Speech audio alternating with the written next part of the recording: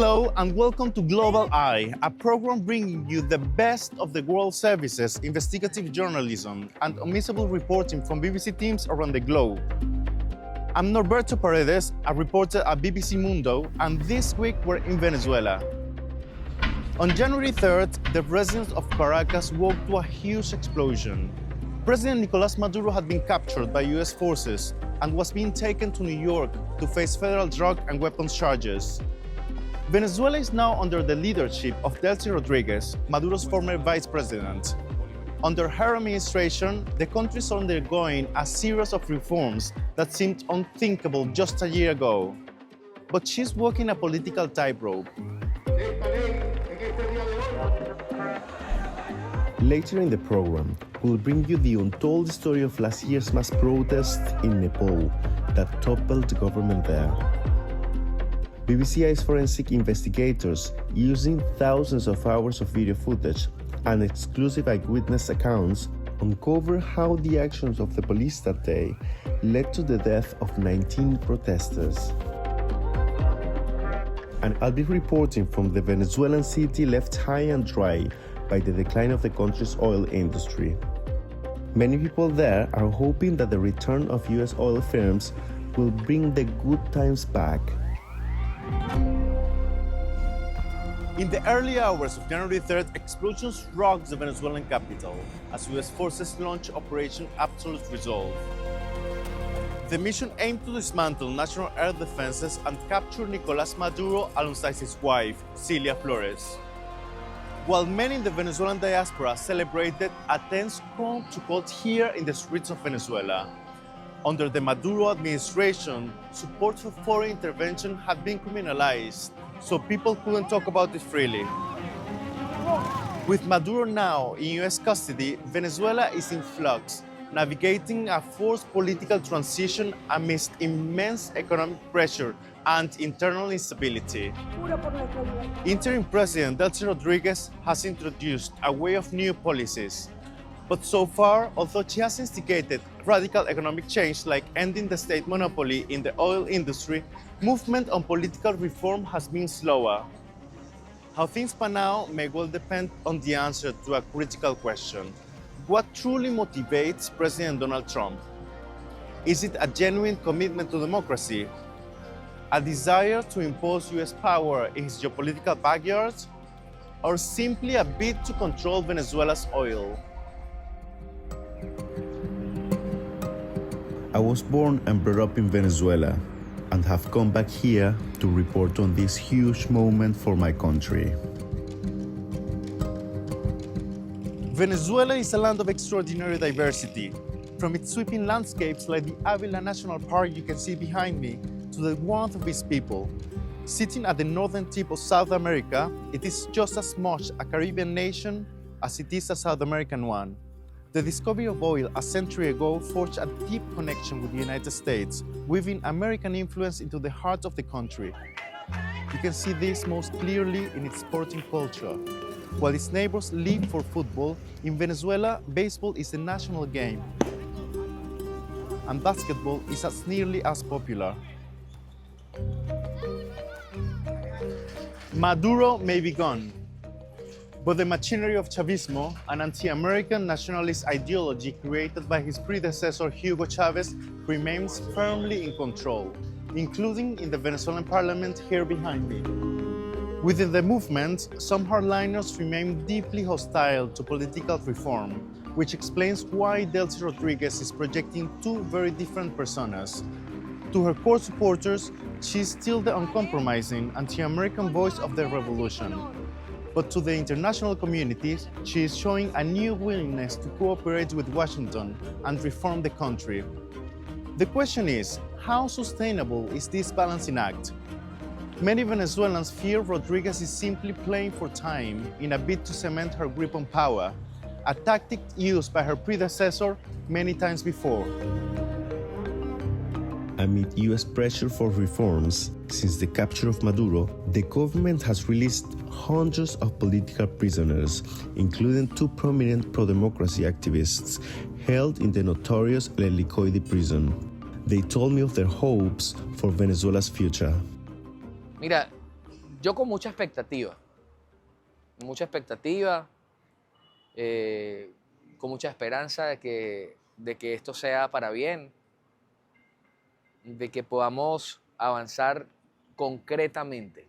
Yo le tomo la palabra a la presidenta encargada, Delcy Rodríguez, a quien está ejerciendo en este momento el poder en Venezuela.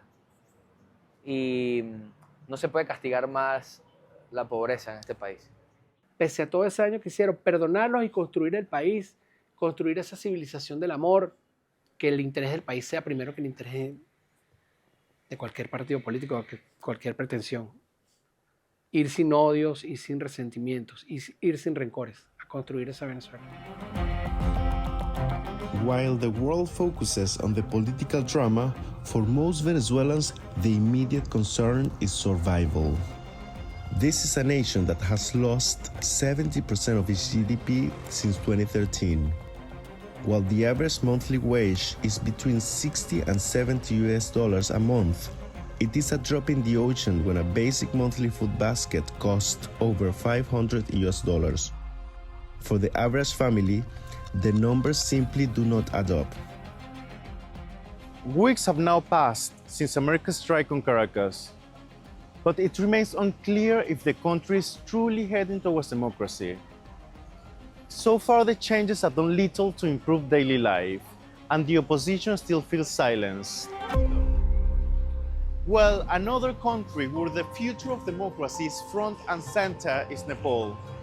Voters there will decide on a new government this week.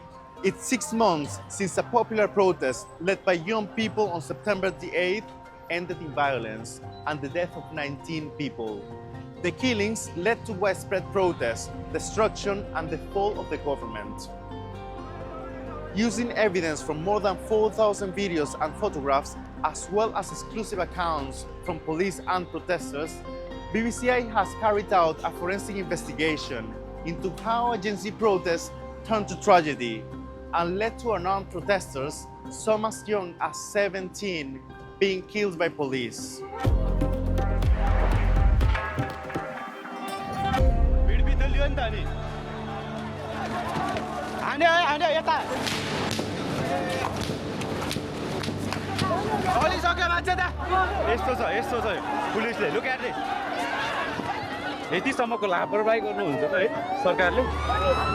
Nepal, September 8th, 2025. On the streets of Kathmandu, Gen Z protesters call for change and are met with tear gas and live fire. Over the next few hours, 19 young Nepalis are shot dead by their own security forces. Anger at these deaths ignites a second day of protest. And this time, it cannot be contained.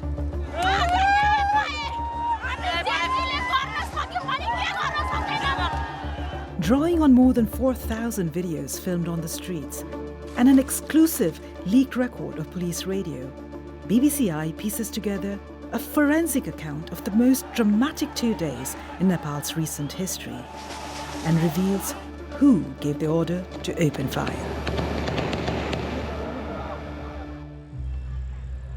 The anger that brought down Nepal's government began not on the streets but on social media.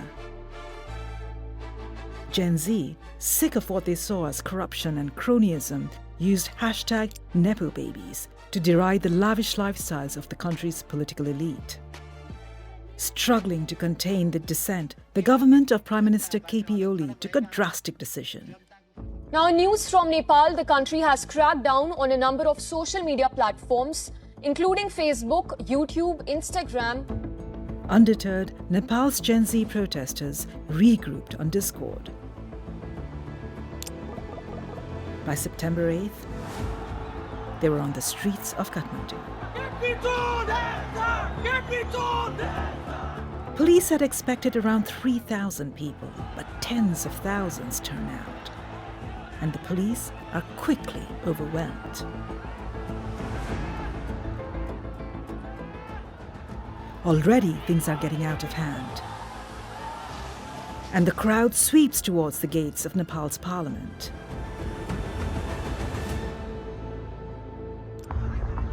By 11:58, protesters face off against armed police. Some even manage to break into the grounds of Parliament.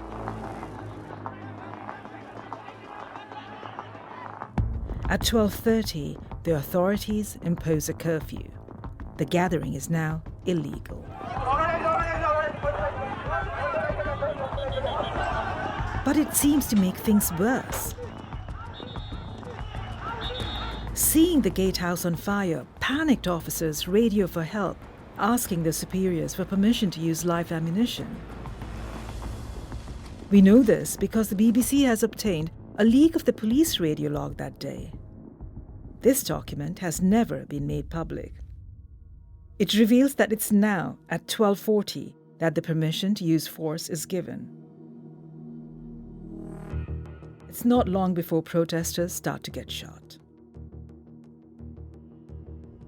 The first fatality we see is at the corner of the parliamentary complex, where a young man called Binod Mahajan is carried away with a gunshot wound to the head. On Discord, news of live fire spreads from phone to phone. And on the streets, anger escalates to fury. The police are overwhelmed. This group was cornered outside the gates. The assault lasts for 4 minutes. At 1:42, our police timeline records the panic among officers. Police bleeding profusely and about to be killed. Open fire to establish safety. Within minutes, another man is shot, 27-year-old Kamal Ghimire. At 1:48, we find him on the opposite side of the avenue. This is the view from Kamal's own phone. He records a group of police officers, at least 2 of whom are armed with handguns. Kamal then walks away from the front lines. His camera captures this man throwing a stone at police. And then Kamal falls.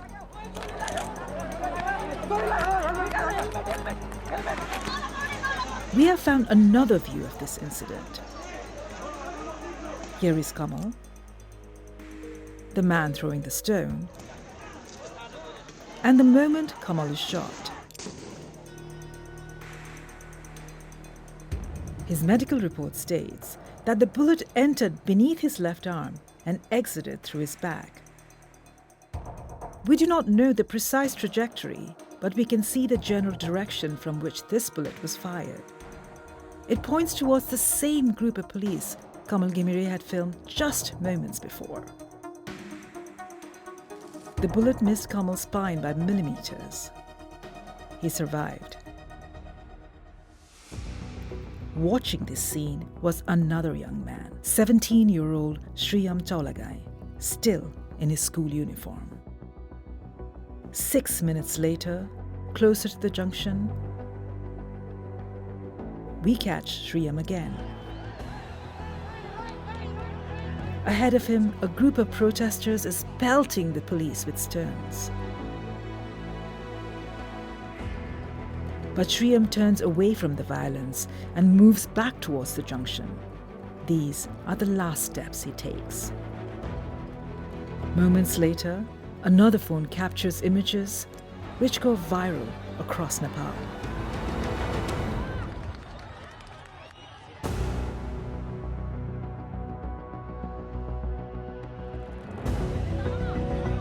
Bleeding heavily from a gunshot wound to the back of the head, bystanders lift him into an ambulance, but it's too late. By the time he arrives at the National Trauma Center, Shriyam is dead. He's the youngest victim shot outside Nepal's parliament on September 8th.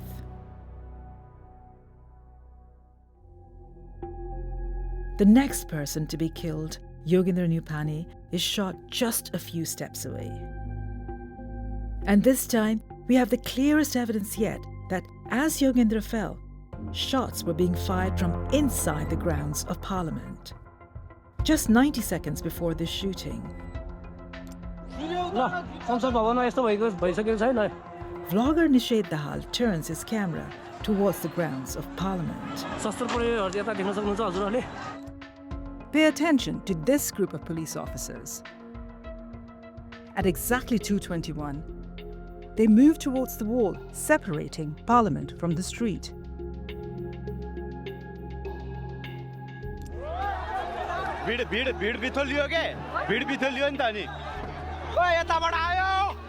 Seconds later,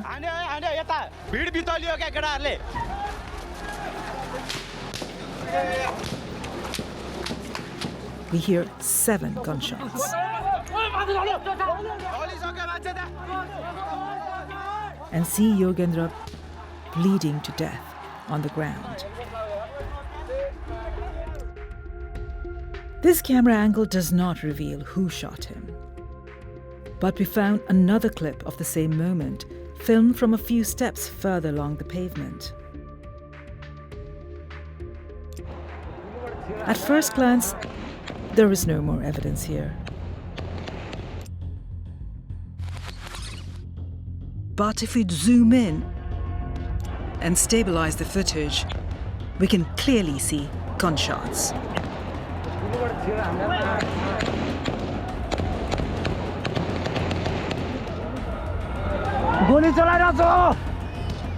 This is the clearest visual evidence we have found indicating that unarmed protesters were shot dead by Nepali police from inside the grounds of Parliament. Yogendra died of his injuries. He was 24. According to official figures, 19 young Nepalis were killed in the protest on September 8th. None of those we examined were involved in any sort of violence. So how did the police come to open fire on their own citizens? According to our police sources and the leaked transcript, the order came through police radio from call sign Kilo 1. But permission to use lethal force came from his boss, call sign Peter 1. Curfew already in place. No further need to obtain permission. Deploy necessary force. Peter 1 was Chandrakuber Khapung, Nepal's most senior officer, the Inspector General of Police. He has denied responsibility. Nepal police told us the decision to use force came from a committee made up of Nepal's main security forces. They said IGP Khapung did not issue the order to use force ahead of the committee's decision to do so.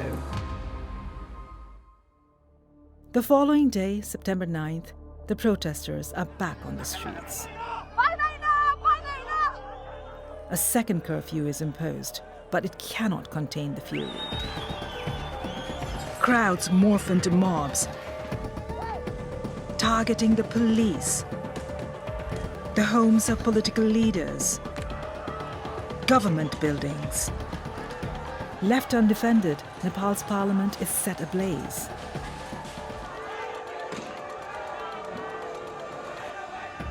By that evening, fire has engulfed police stations, Singadarbar, the historic compound housing most government ministries, even the Supreme Court.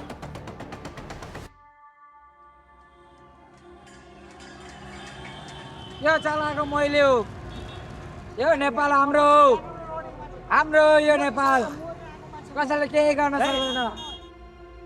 Finally, at 9, the army steps in, imposing a peace that has held until now, and installing a caretaker Prime Minister, Sushila Karki. Her task, overseeing fresh elections and an inquiry still ongoing into the events of September 8th and 9th. While police and politicians pass the buck, the families of those killed are mourning their loved ones, like Shriyam's mother. हाम्रो सपना सबै सपनाचुरै भयो. उनीहरूको लागि त एउटा विद्यार्थी गयो, हाम्रो लागि त एउटा संसारै गयो. अस्ति एक दिन सपना देखेको थिएँ, भगवानसँग दुईटा हात थापेर मागेको थिएँ. यसरी आइजन भन्दै यसो गर्दै मायाको माया थियो त्यसरी आएको त हुन्थ्यो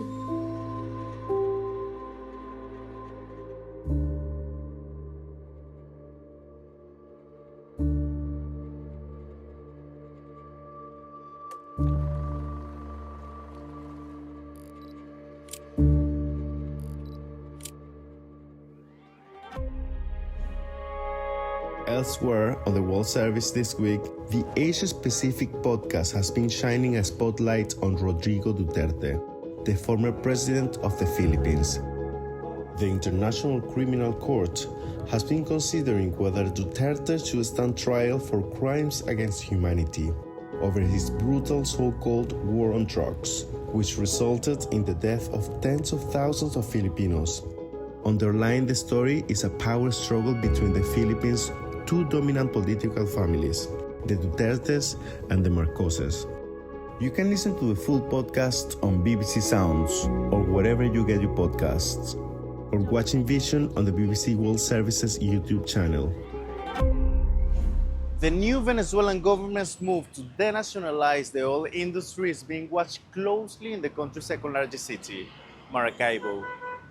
The city is at the heart of Venezuela's oil-producing region, and many are hopeful the reforms will bring prosperity back to a part of the country hit hard by American sanctions, even though it may seem problematic to some in an era of catastrophic climate change.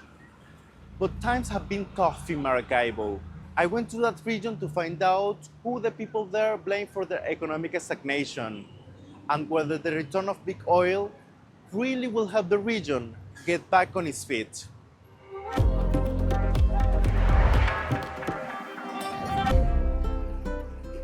This is Lake Maracaibo, on Venezuela's north coast. Here, you'll find local fishing boats and the heart of Venezuela's oil industry. The wealth from the earth here once made Venezuela rich, but now it's a rundown reminder of better times. This is where oil was first discovered in the country a century ago. You can see the oil right here on the surface. You can even touch it. If Donald Trump is really going to make Venezuela great again, as he says, this is where the impact will be felt first. Decades of mismanagement, underinvestment, and sanctions have left the oil sector crumbling, and pollution is affecting one of the last remaining industries. Lo máximo que puede agarrar son 13 kilos, 14 kilos. Every year, fisherman Carlos is pulling fewer fish from these contaminated waters. Despite the removal of his president by Donald Trump, he is ready for American investment and the oil to start flowing once more. Sería mucho mejor porque así ya hay trabajo. Hay trabajo y ya, digamos, los hijos de uno no agarrarán la pesca, sino que también agarrarán un futuro y salir adelante. Sería bueno que la compañía de esa petrolera estuvieran aquí y arreglaran este mal, ¿me entiendes? Que aquí donde nos ayudamos todos y de paso mucho bote de petróleo y sería bien otro cambio. Queremos otro cambio para nuestro lago. Venezuela holds an estimated 303 billion barrels of proven oil reserves, the largest in the world. Supporters of Chavismo, like José Luzardo, view Donald Trump's approach with suspicion. Bueno, yo le voy a decir con el corazón en la mano.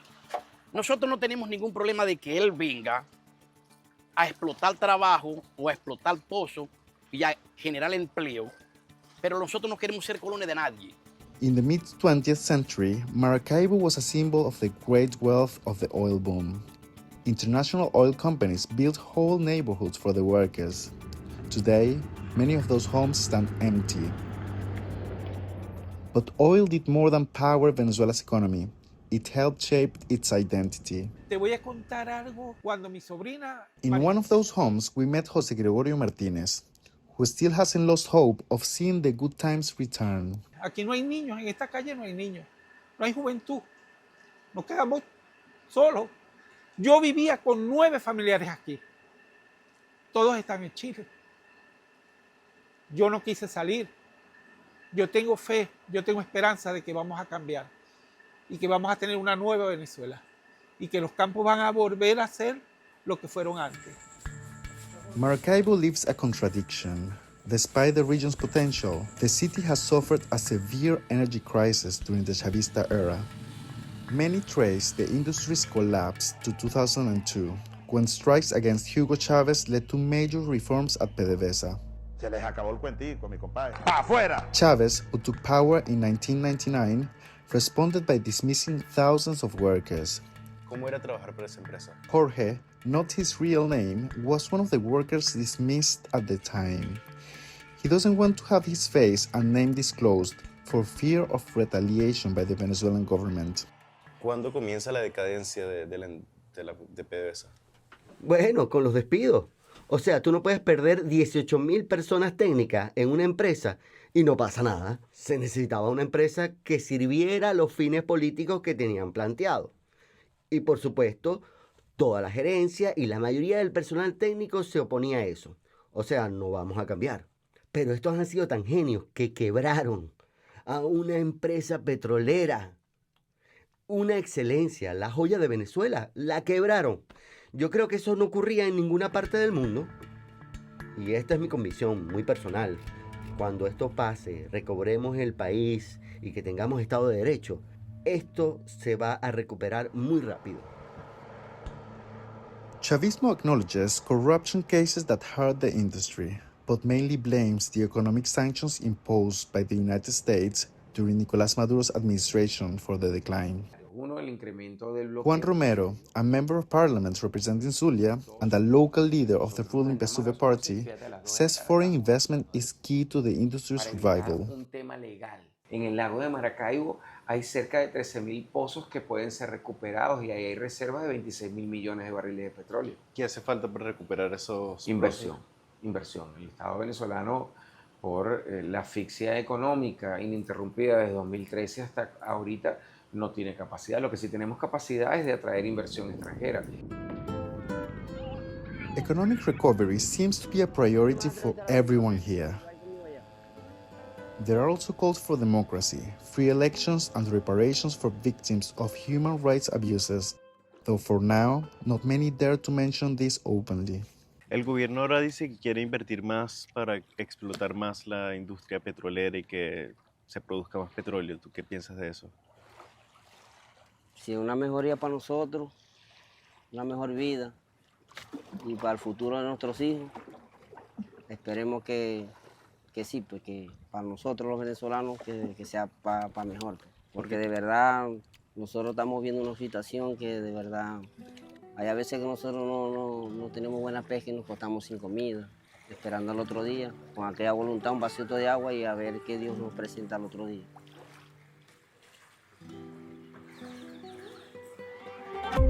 Thanks for joining me in Caracas. We want your feedback on Global Eye. Let us know what you think on social media using the hashtag BBC Global Eye.